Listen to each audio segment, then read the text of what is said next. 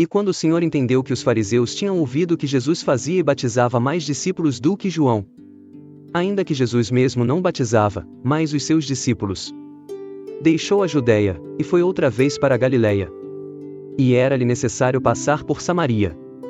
Foi, pois, a uma cidade de Samaria, chamada Sicar, junto da herdade que Jacó tinha dado a seu filho José. E estava ali a fonte de Jacó. Jesus, pois, cansado do caminho, assentou-se assim junto da fonte. Era isto quase a hora sexta. Veio uma mulher de Samaria tirar água. Disse-lhe Jesus: dá-me de beber.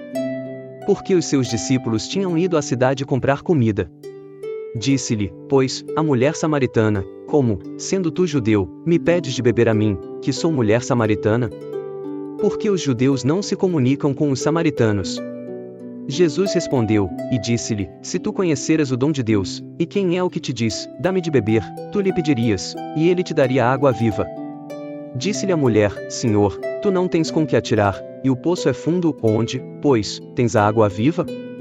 És tu maior do que o nosso pai Jacó, que nos deu o poço, bebendo ele próprio dele, e os seus filhos, e o seu gado?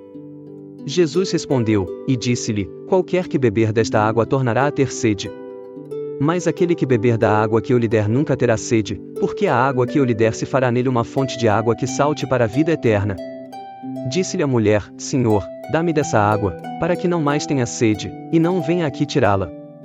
Disse-lhe Jesus: vai, chama o teu marido, e vem cá. A mulher respondeu, e disse: não tenho marido. Disse-lhe Jesus: disseste bem, não tenho marido. Porque tiveste 5 maridos, e o que agora tens não é teu marido, isto disseste com verdade. Disse-lhe a mulher: Senhor, vejo que és profeta. Nossos pais adoraram neste monte, e vós dizeis que é em Jerusalém o lugar onde se deve adorar. Disse-lhe Jesus: mulher, crê-me que a hora vem, em que nem neste monte nem em Jerusalém adorareis o Pai. Vós adorais o que não sabeis, nós adoramos o que sabemos, porque a salvação vem dos judeus. Mas a hora vem, e agora é, em que os verdadeiros adoradores adorarão o Pai em espírito e em verdade, porque o Pai procura tais que assim o adorem. Deus é espírito, e importa que os que o adoram adorem em espírito e em verdade. A mulher disse-lhe: eu sei que o Messias, que se chama o Cristo, vem, quando ele vier, nos anunciará tudo. Jesus disse-lhe: eu sou, eu que falo contigo. E nisto vieram os seus discípulos, e maravilharam-se de que estivesse falando com uma mulher, todavia nenhum lhe disse: que perguntas? Ou, por que falas com ela?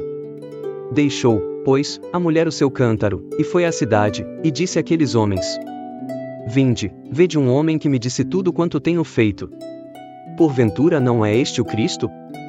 Saíram, pois, da cidade, e foram ter com ele. E entretanto os seus discípulos lhe rogaram, dizendo: Rabi, come. Ele, porém, lhes disse: uma comida tenho para comer, que vós não conheceis. Então os discípulos diziam uns aos outros: trouxe-lhe, porventura, alguém algo de comer? Jesus disse-lhes: a minha comida é fazer a vontade daquele que me enviou, e realizar a sua obra. Não dizeis vós que ainda há 4 meses até que venha a ceifa? Eis que eu vos digo: levantai os vossos olhos, e vede as terras, que já estão brancas para a ceifa.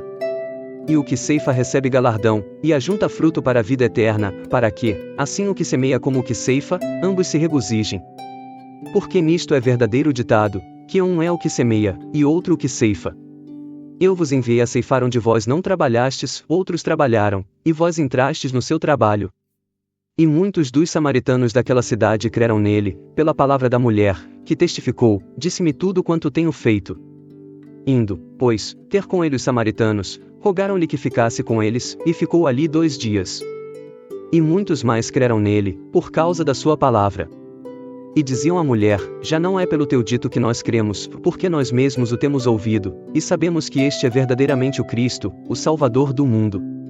E 2 dias depois partiu dali, e foi para a Galileia. Porque Jesus mesmo testificou que um profeta não tem honra na sua própria pátria. Chegando, pois, a Galileia, os galileus o receberam, vistas todas as coisas que fizera em Jerusalém, no dia da festa, porque também eles tinham ido à festa. Segunda vez foi Jesus a Caná da Galileia, onde da água fizera vinho. E havia ali um oficial do rei, cujo filho estava enfermo em Cafarnaum.